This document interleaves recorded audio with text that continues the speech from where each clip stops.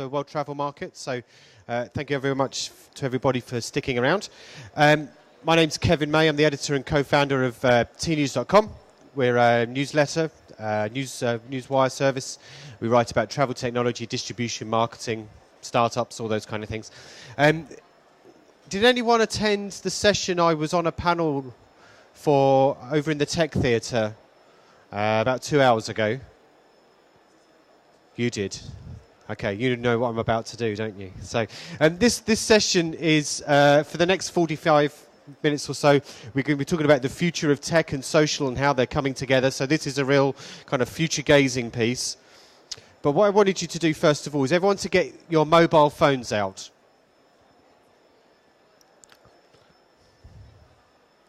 All of you, please, get your mobile phones out. And then I want you all to put them up in the air like this. Hold them up in the air, just so that I can get my picture. Okay, now I want you all to unlock your phones. So put your password in, unlock your phone.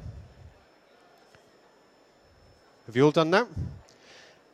Now I want you to hand your phones to the person to your left.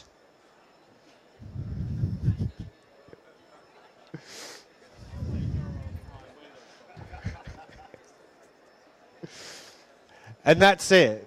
It's really good to see people's reactions when you ask them to give their phone to somebody to the left after it's been unlocked. Because the point is that these things are so personal to us now and so social, but we're still very antisocial about sharing it with the person that sat next to us, not least if it's a stranger. So thank you for bearing with me. It's a little trick that I play on people because you could see your face and you could see your face there. I'm not giving my phone to the person next to me. So anyway, thank you. So we've got three speakers to kind of debate three different elements. One is specifically around wearable technology. Guess which one of our speakers is going to be talking about wearable technology? Put them back on, please. So that's Joachim Everstein. He's the innovation manager for EMEA at Sabre Travel Network. Everyone's heard of Sabre. Then we will be hearing from Nigel Camp, who's from the wonderfully named Devil Boy Productions. How did you get that name? It's an old story. Sounds like a good old story. And finally, as those of you that were in the previous session, we have Ruth Haffenden is joining us again. She's from Mindshare UK. So Nigel's going to be talking about drones and things like that and taking video using drones. And Ruth is going to be talking about two new social networks, in particular Elo and Sue. So some of you may have heard Elo got quite a bit of coverage a couple of weeks ago when it launched. Everyone talked about how it's going to be a Facebook and Twitter killer, and then kind of everyone's not talking about that already. So that's how social networks seem to work often. So one of the things, just listening to that previous session, which was very good, and there was it was very kind of Western centric. Now we just ran at tNews. We do hackathons, which is basically you get developers together and you ask them to build something and you feed them with pizza and Red Bull over 24 hours, 48 hours, and you lock them in a room and you see what madness comes out the other end. And we did one of these in Shanghai about 6 or 7 weeks ago. Oh, you've got one of those awful selfie sticks. Oh, thanks. So we did one of these hackathons in Shanghai in China, actually at Hangzhou, at the offices of Alibaba. Now, if you say Alibaba to any senior e-commerce executive or CEO on the planet at the moment, they start looking down nervously because Alibaba is essentially going to take over the world. Kind of. It's just listed on the New York Stock Exchange. It is the kind of company that only can make companies like Amazon nervous. So Alibaba is this really interesting Chinese company. It's into travel. It's into lots of different e-commerce verticals. We ran a hack at their offices in Hangzhou. They have 25,000 people work in their offices in Hangzhou. So anyway, we ran the hack there. And the point I'm trying to make is that we had 25 different products created over 48 hours. All but one of those was for a mobile device, was mobile-based. So there's none of this desktop nonsense. They were actually built for mobile first. And 4 of those were built on a platform called WeChat. Now, we mentioned WhatsApp earlier. WeChat is another thing entirely. It's very China-centric, Southeast Asia-centric. It's an instant messaging system, but it's a platform as well. And this isn't, I think it was you, Ruth, who was saying, you know, some of these kind of come and go. WeChat is not coming and going because there are companies like Ctrip, which is an enormous online travel agency in China, has built services specifically to run so that people can buy on something like WeChat. And it's not really kind of penetrated here at all. But to dismiss some of these kind of social networks as kind of fly-by-night is dismissive indeed, because they're very big in Asia Pacific. So anyway, enough about me setting the scene. First of all, we're going to hear from our man wearing the Google Glass, if you could put them back on again, Joachim from Sabre, and you're going to give us, I guess, a demonstration and talk us through it. So let's welcome Joachim from Sabre first. Thank you very much, Kevin. So this is brand new technology, and sometimes when you want to demo it, it doesn't work, but I'm going to do my best. I just saw that the on-screen application crashed, but I'll try to restore it again.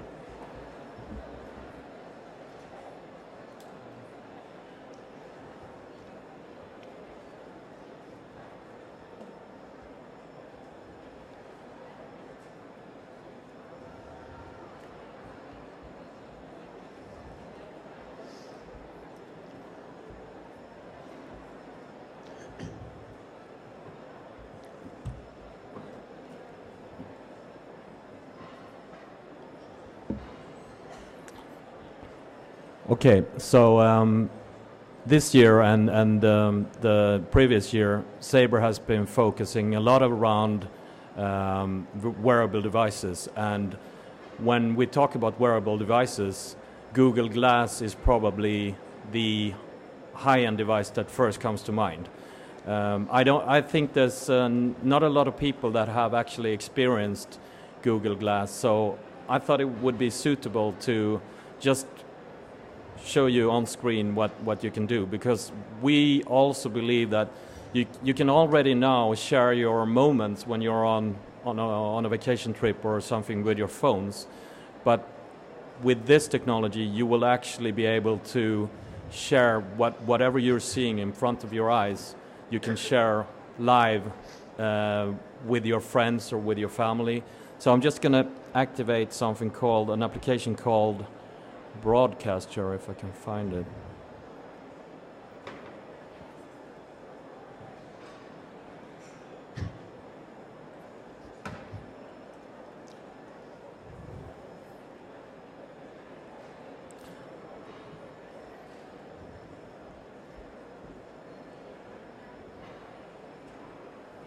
What this application is doing is that it creates a web page online, and you can send that link to your friends and family. So whatever I'm looking at will be broadcasted live back home. And we strongly believe that we've only seen the beginning of this fantastic technology. There are some things that needs to be better in terms of how you interact with the device, battery time, things like that. But essentially, this is really something that will change the way how we travel and also how we share our travel moments.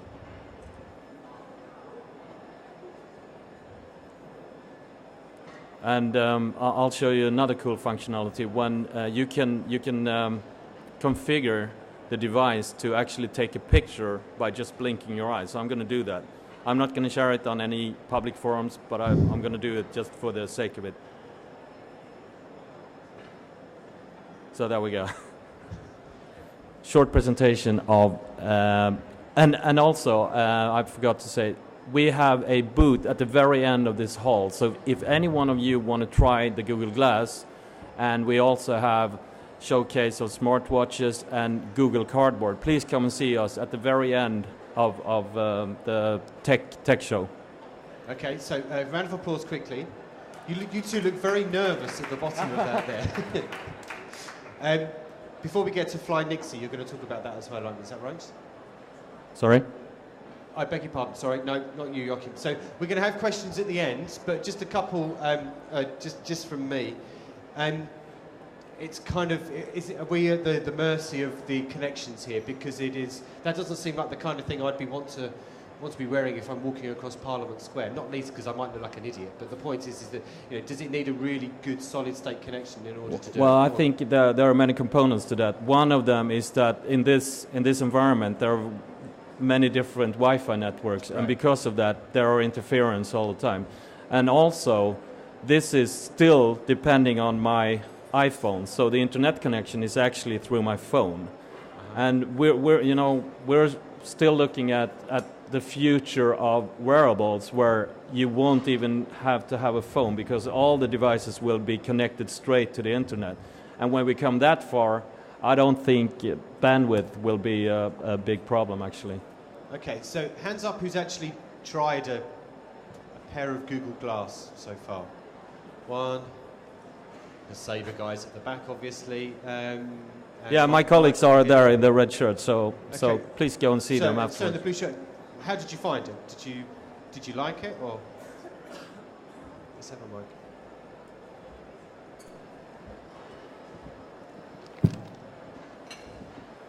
Yeah, it's very disorientating. So it's like a little screen flickering to the top right of your eye. Yeah. And I don't know how fashionable they are yet. They probably need to work on that too, as you mentioned. I'm presuming that's a prescription set of glasses you're wearing at the moment. So there's that challenge as well. Yeah, absolutely. Right. So, okay. Yeah, because one of the things that I found when I was wearing them is that because the screen is up in your top right-hand vision, that I was getting a headache because you're constantly like that. So do you find the same thing? Yeah, absolutely. They have to do something about that because they need to project it more natural in front of your eyes. And also, I hit several things while I've been walking, trying to make a movie, and you walk into things because you're looking up there where you should be looking straight ahead. So you've got a great catalogue of outtakes of you bumping into things. Yeah. Right. Okay. So let's have another round of applause for Joachim first of all.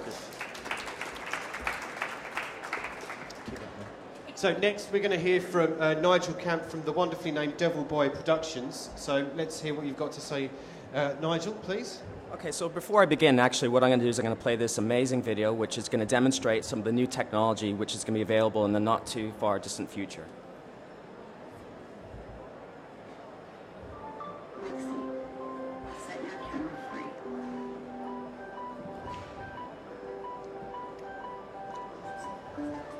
We want to share your number. Imagine a camera that goes past your arm's reach.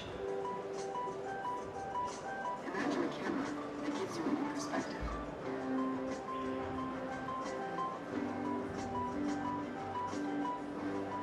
Imagine a camera that follows you. Imagine a camera that sets you free.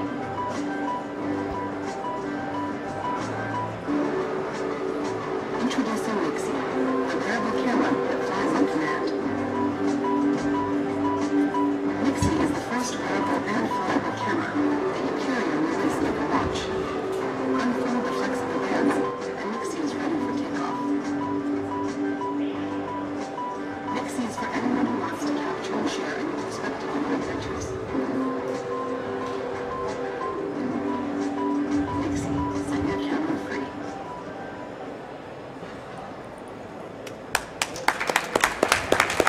Now, I wish it was my technology, it's not, but how cool is that? So I think one of the things that really amazes me about this technology is that for so long, when we looked at the major productions made in Hollywood, we would see these really captivating shots, which only a production company that could actually hire a helicopter could afford. And what we're starting to see now is the advent of all this incredible miniaturized technology, which, for example, you can wear it on a watch. You're starting to hear a lot more about drones, which can film absolutely stunning footage. And I think it presents a really, really interesting and incredible opportunity for everyone that's in the room who's looking to create content, especially in the travel industry. And if we look at Thomas Cook was one of the first adopters where they started filming some of their videos in Turkey, for example, where you were able to actually see some of the resorts from a bird's eye view, which people could only have actually dreamt of before. Okay. You done? No, I've got lots more. Go for it then. So I think for me, video these days, we always talk about attention span, and it's probably the number one question that people ask me, how long until people actually switch off before they stop watching a video? And the future, it's all about engagement, how actually long the shots are, for example. If you look at, and it's also coming out with a new idea, something that's actually quite original and something that nobody's actually seen before. And when I see a product such as this one, and when I see drones, what they're actually capable of capturing I get incredibly enthusiastic because my mind just drifts off. And all of a sudden, if you're filming a video and you're, for example, let's say that you're a surfer, or you're a snowboarder, or you're a skier, or you're on a holiday, and you want to actually capture some amazing footage, by adopting one of these bits of technology or having a drone, for example, film you from a particular angle, it's incredible what you can do. And it actually amazes me that some of the drones that are actually coming out right now, the cool thing about them is that the technology is already there where you can actually pre-plan the route that you want the drone to actually take, which is absolutely stunning.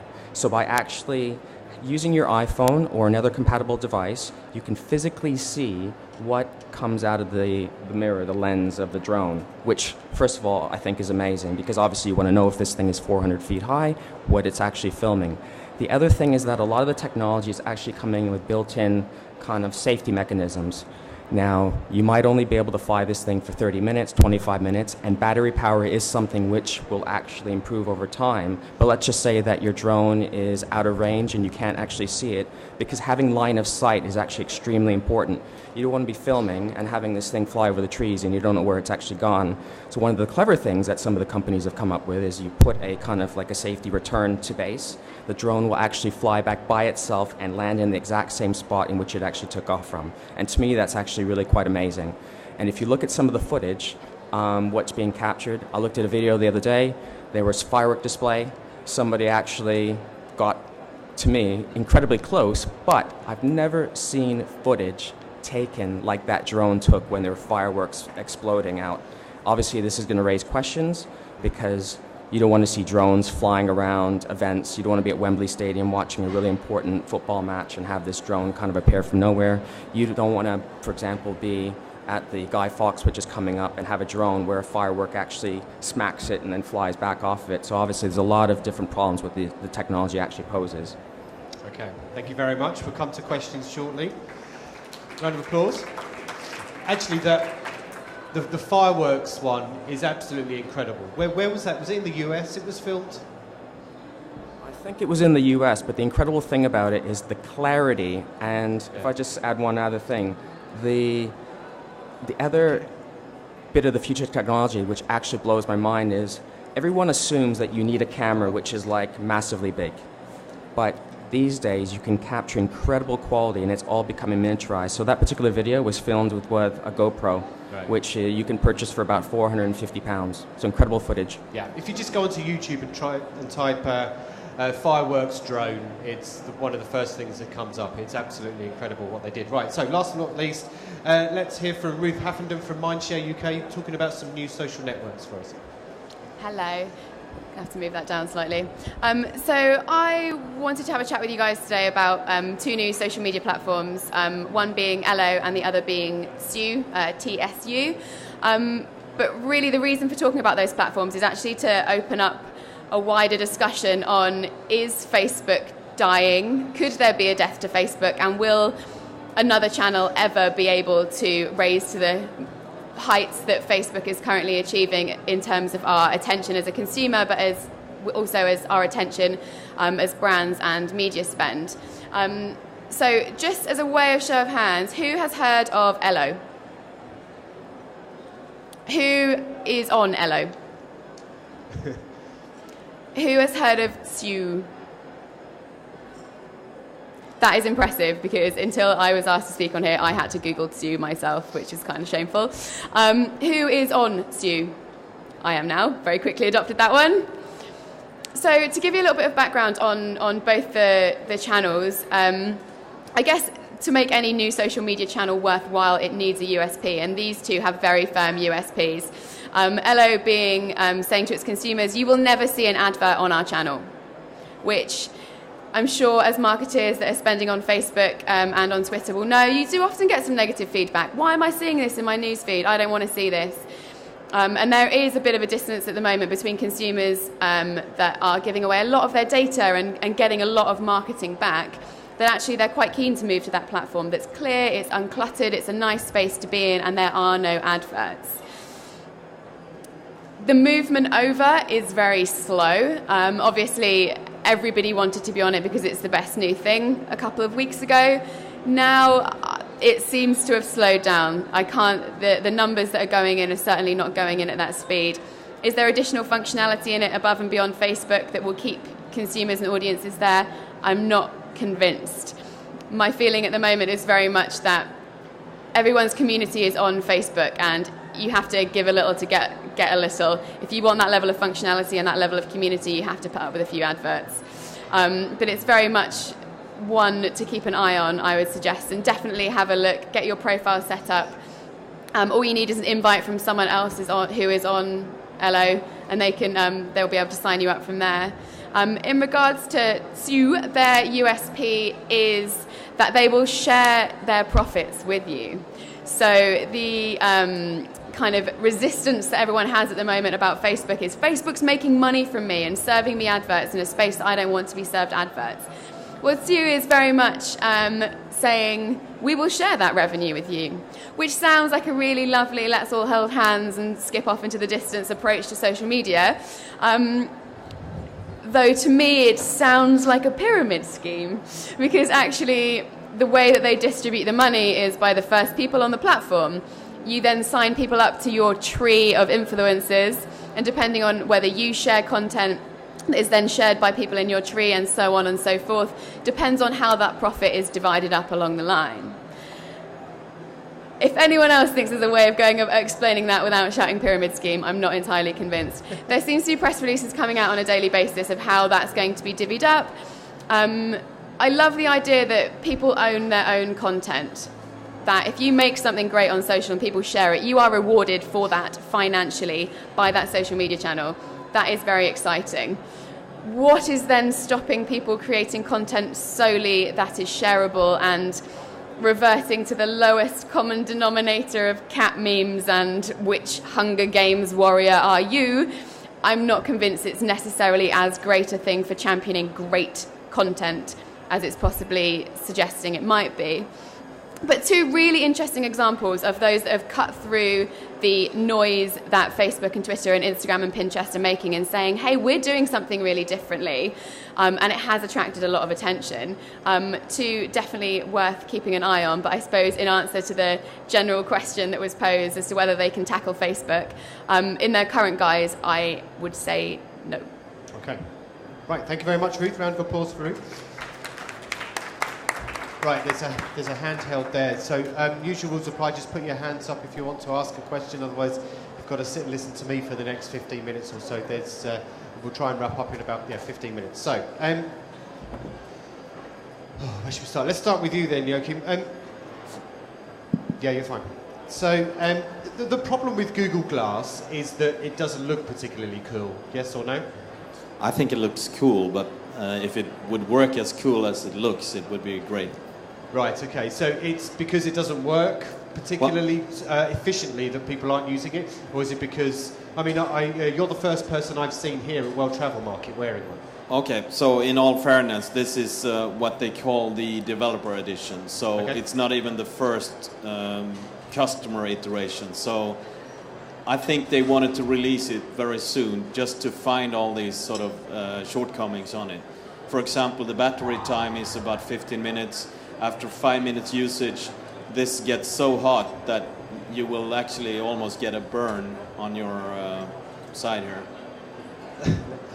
That doesn't sound like a very good thing to have, a burning set of spectacles on the side of your head. Well, I think, again, it's a developer edition, so they will, I'm sure Google has the capacity to correct these problems very soon, and when we see the first consumer product, that's going to be probably 10 times better than the developer edition. Yeah, so generally, once it looks a little bit better and it works a little bit better and it doesn't burn the side of your head, it's that's at the point where these things can start mushrooming in terms of popularity, or is there another step?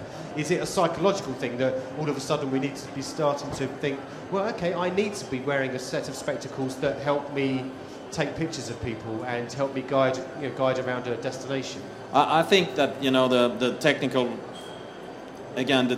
shortcomings is the smallest problem, because already now there are web pages and forums dedicated to hating Google Glass, because that's probably half of the world saying that I don't want to be filmed when I'm just walking down the street. I think it's a privacy thing as well.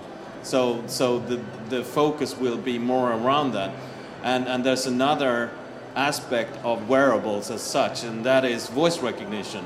Because right now, especially in the developer edition, if I don't speak with an American accent, sometimes Glass won't understand it. I had my English colleagues try it, and they weren't that successful. Yeah. We did try it in the US in an airport. We had about 86% hit rate in terms of understanding, even with background noise and things like that. But if you all think about your mobile devices that you held up before, would it be acceptable for you to not, that it wouldn't work 14% of the time? I don't think so. So that needs to be better as well. Yeah, and it's the problem that Apple had with Siri when they bought Siri is the voice recognition system that sits on all of our new iPhones. And that was, it had problems with various accents. So I can't remember exactly. I imagine it's probably like a Geordie accent from Newcastle or a Liverpudlian accent. But if you asked a very travel-related question like, where is the beach? It may come back as, where is the bitch? Which is obviously something that you don't particularly want to... Some of the search results that you would get back from that would be quite interesting. So the point is that, this kind of nascent technology does need, as you say, kind of developer kits and people to go through things. So finally, before we get to that question, how much does one of those cost? It's it's for developers. But the ones that are commercially available for non-developers. I don't know what the price tag is going to be. Right now, they're £1,000. £1,000, yes. Right. So, do we have a spare mic, or is it that one? Can you pass the mic to Michael there? Michael, tell us where you're from, please. Hi, I'm Michael from. I do Eating London food tours and some events for travel bloggers. I was just wondering, you're talking about when these Google Glass are going to become commercially available and have better functionality and that sort of stuff. I tested these out over a year ago, and they've been people have been talking to them for a year or so before that. How long do we really have to expect to wait? Because when Samsung come out with a new phone, we hear about it, and then 6 months later it's on the shops and it works. So why is this taking 2 years already, and they've got a problem about it still burning your head? Like, should that not have been addressed by now? And are we going to be waiting years before we can actually get it from now?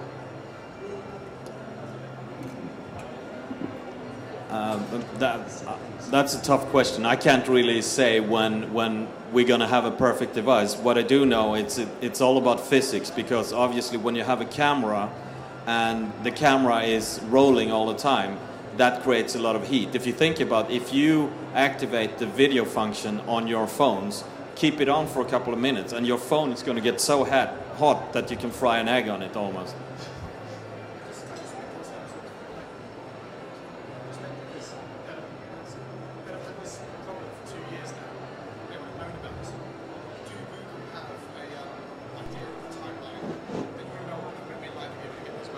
Do Google have a timeline that we know of? I don't know of such a timeline. What I do know is that from, as you say, a year ago when this was properly released, they have had about 22 version iterations of the software. So a year later now, the software is becoming stable, and there are also applications such as the broadcast one, which I think is really cool, where you can share with people that are not with you online. Yeah, good for weddings, yes. Okay, so just a privacy question there. Let's imagine that Joachim had his spectacles on the whole time that he was sat there, and he was broadcasting what he was looking at while he was speaking, and that was going live on the web. How uncomfortable would you lot be that you sitting there watching him was being broadcast on the web? Put your hands up if you would feel uncomfortable with that the world is watching you, watching him. You don't care. 1, 2. So this is where it gets into, and we're going to get to you in a second, around the drone issue, which is that we now connected in so many ways, and we're able to record things, and everyone is an instant publisher now. So in the old days, it was just journalists that had this hallowed right to publish anything, and people could read it. Now everyone is a publisher, and we all, I'll be with you in a second, madam, so we can all take photographs and videos and things like that. But Joachim, with his Google Glass, is able to do that and broadcast it instantly without your permission. He didn't ask your permission to take that picture, did he? And we get onto things like drones in a second, but a lady here wants to ask us something as well. Tell us where you're from.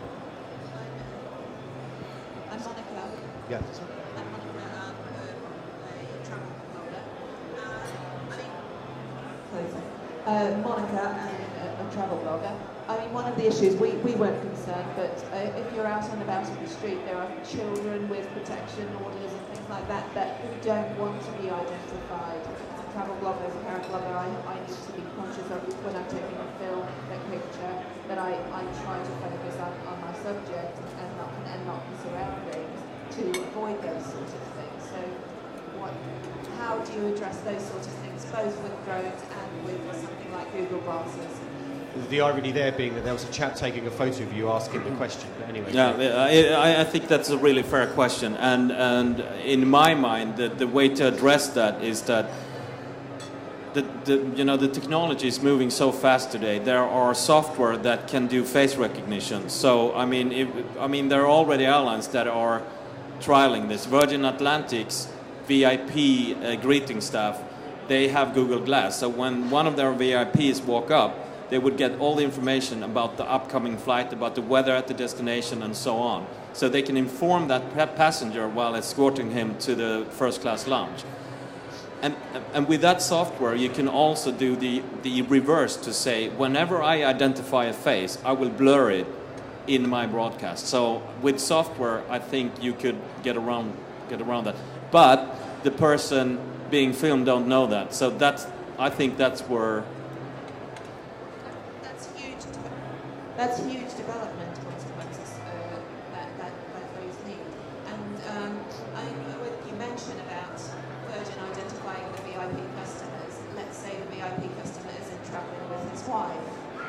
You know, these sort of issues are thrown up again and again and again.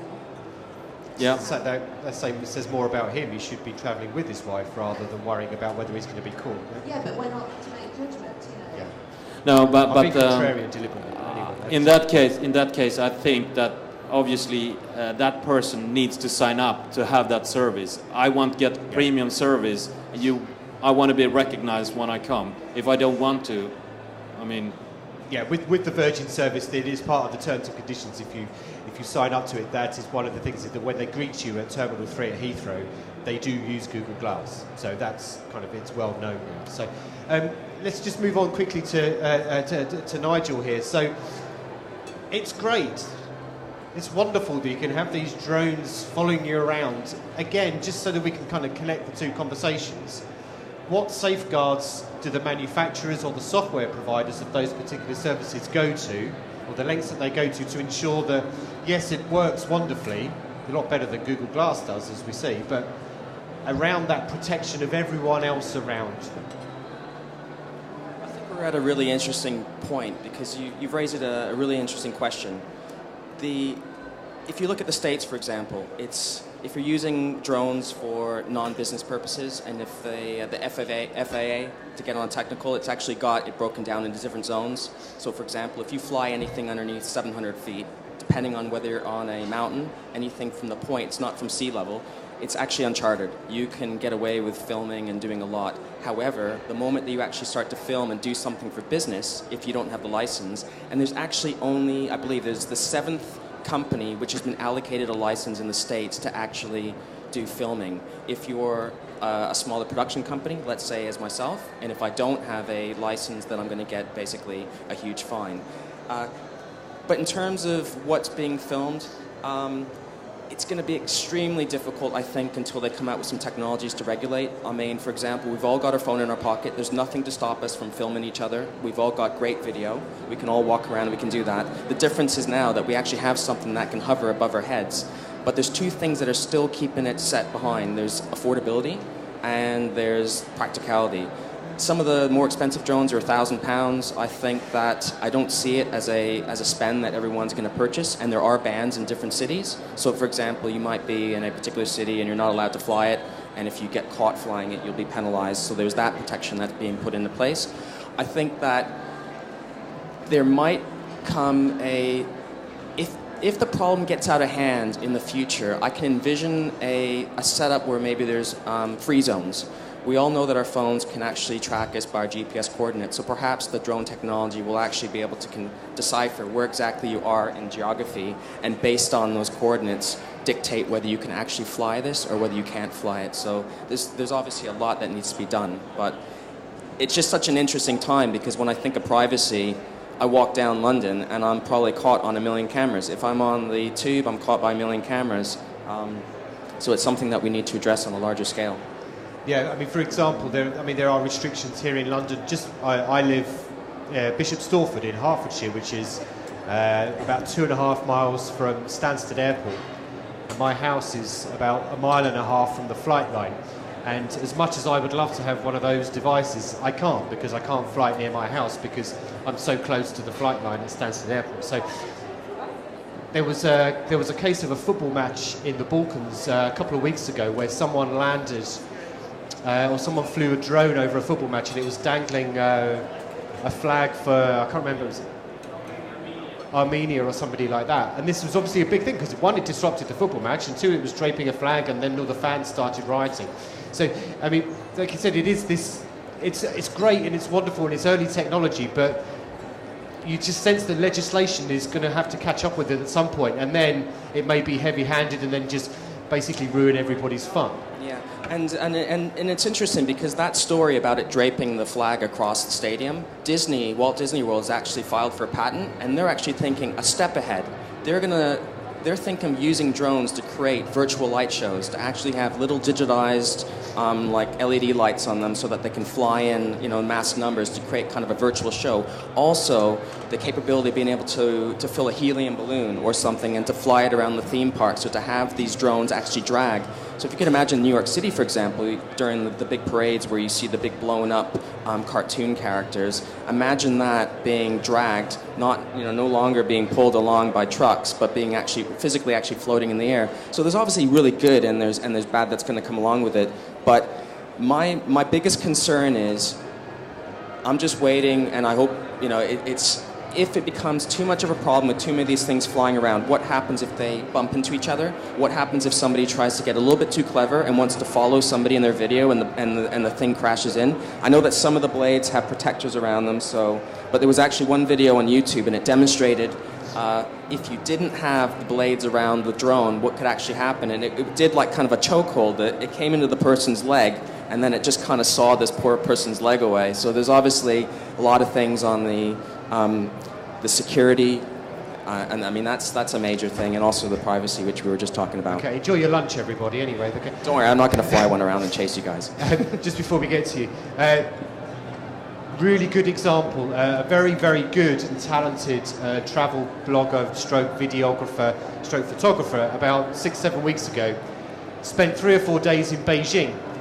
And he's a kind of a professional, so he's got more of the high-end kit, and he was flying his drone device over the Forbidden City and all the main sites in Beijing, and the footage is absolutely fantastic. It's brilliant. And then he didn't realise, because maybe he should have done his research better beforehand, but he got slightly too close to essentially what is the Chinese equivalent of the CIA building. And then he found minutes later, when he was flying his drone, that some of the,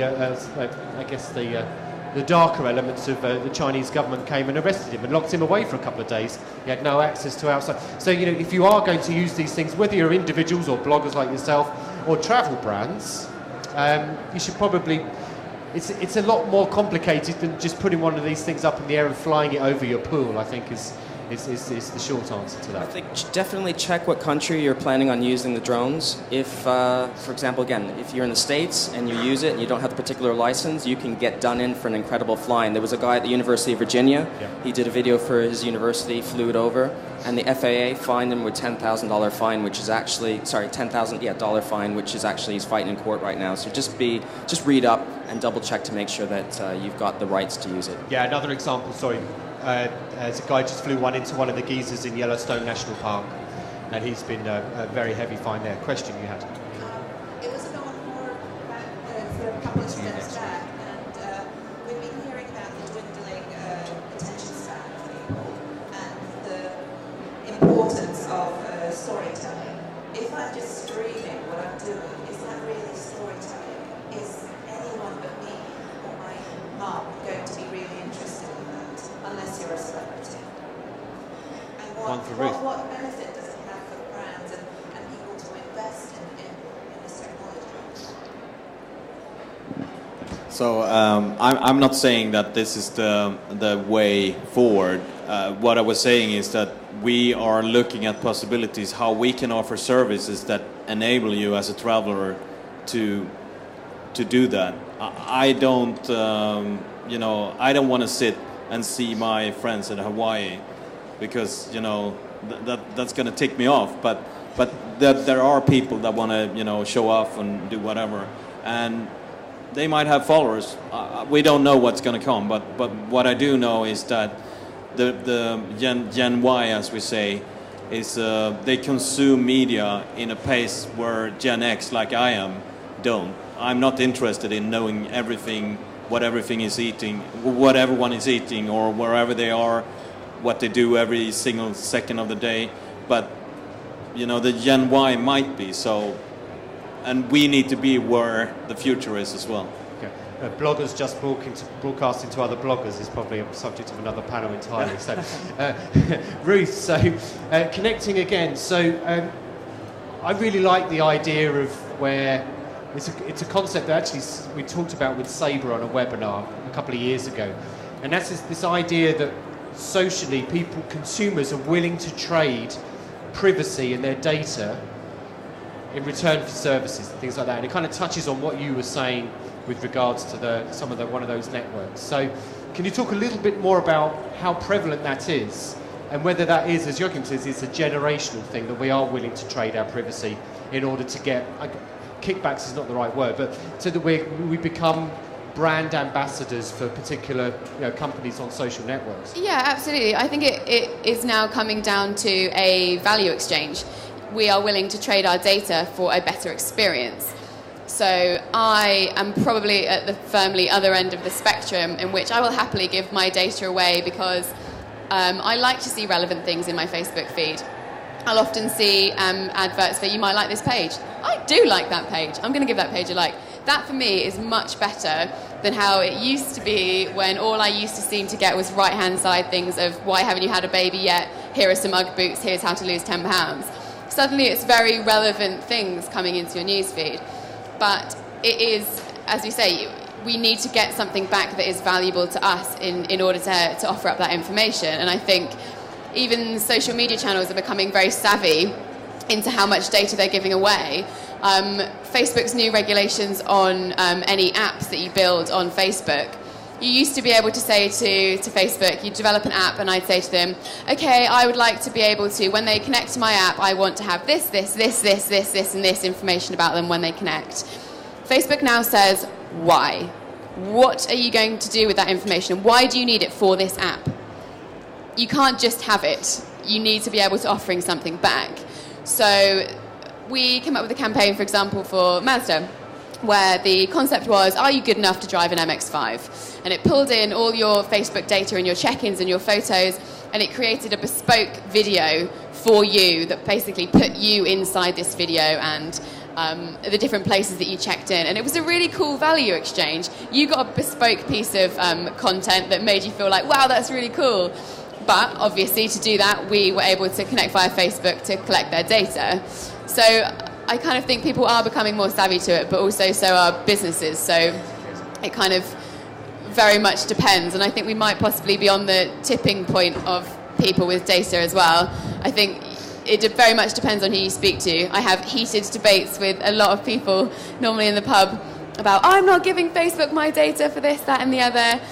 Well, actually, in my point of view, it improves your user experience. So And you were probably taking a picture of yourselves in the pub anyway and loading it up onto Facebook at the time, absolutely, right? And if it means that pub then sends me an ad on Facebook with a discount off my next drink, then I am happy about that. So that's kind of what I mean about if you're willing to give away your information and your data, you are rewarded with actually something that's much more targeted if businesses are doing things as they should be on their social platforms.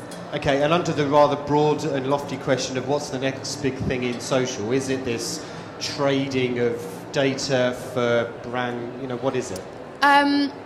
Yeah, I think a lot of it will be to do with data, absolutely, and how we use that data a lot more cleverly to be able to make our marketing spend go further on those channels. But I would say for me, it's probably about being reactive.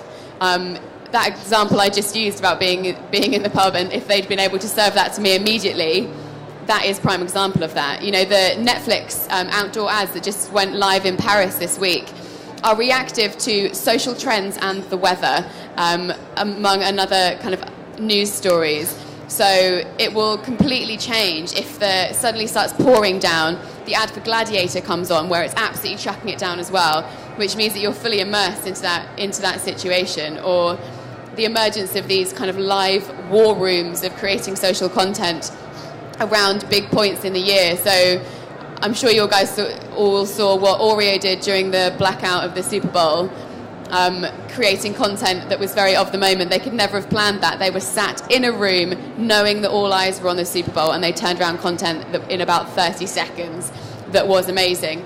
And it did well because it was really, really reactive. And I think that for me is the future, not signing off a social media campaign a year in advance. It is what is happening right now, what can we plan for, and what can we never plan for and therefore need to be constantly open to. Okay, so some final thoughts before we're going to just come back to Mark to talk to us about Google Cardboard. First, who's heard of Google Cardboard?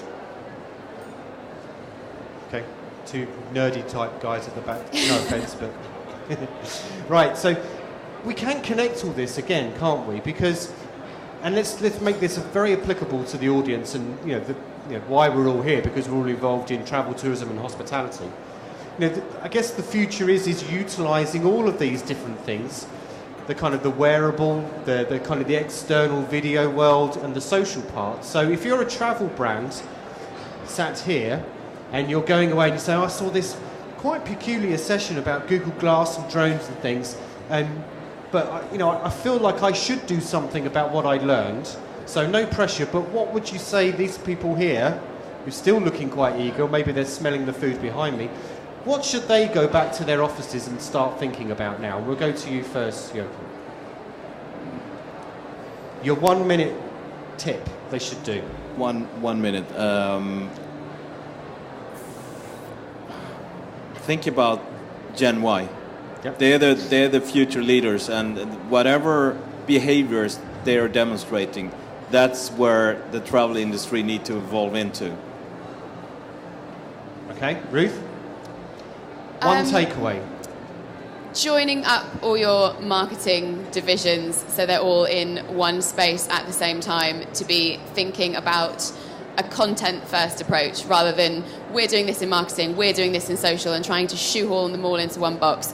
What is the content that works, and how do we plan that across all our different marketing channels and have them all speaking to each other, as opposed to doing things very much in silo. And some of that content could be using these drones, and that, because that's still essentially content as a brand perspective, isn't it? Yeah, absolutely. It's bringing in live content team as much as the outdoor media team and your retail. If you have,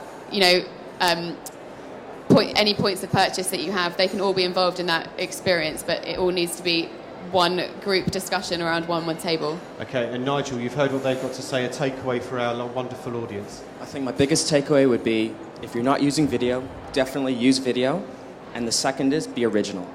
Because it's great, you can have a drone, you can take lots of footage, but I think that you've all got something in your pocket right now. And I speak to a lot of businesses in the travel sector and outside, and they don't even realize that they're worried about the next greatest and best technology.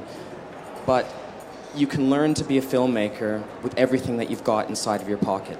And I think that while the media right now, you've got these incredible shots of drones flying around and taking aerial views, as nice as it is to look at, I think that you have to think about what is it that you actually want to do to connect to your audience. And it's the story that you want to tell. And I use an example. A video not too long ago where we would see the drawing and the sketching and there'd be the story told. Once that became popular, everyone wanted that video. So that's why I think there's definitely some cool things that are going out there in the video world, but what is it that your audience truly wants from you, and how do you want to tell the story, and how do you want to sell your products and businesses? And again, it can start with nothing more than that little phone in your pocket. Joachim? Yeah, I just wanted to add that there's a prediction that says that by 2018, in 4 years, there will be approximately 112 million wearable devices shipped. So an advice is also to think about the wearables as they are today and find use cases for how you as a company can use this cutting-edge technology and create added value for your customers. Yeah. A great point Nigel makes about originality. Already with drones, it's not a statistical example, but 87.5% of every drone videos I've ever seen are very slow and they have dreamy whale-like music in the background. I'm yet to see a drone video that's got heavy metal or techno music. So do you know what I mean? So already they're kind of slightly cliched, some of these kind of drone videos, right? I don't think it's going to be long until we actually see something where it's not only in the air, where it's actually in the water as well, because you have to think of all the underground water. But you made a real point. People see something, they see that it's got 1 million hits or 1 million views or whatever it may be. We judge things by hits is like currency, and because something that has a large number of hits, to me, doesn't necessarily mean it's original. So again, if you create a video and it's got just your story in it, and people are actually buying your product and you'll be able to sell, then that's, to me, that's a success. Okay, Nigel Camp, Ruth Haffenden and Joachim Everstein, round of applause.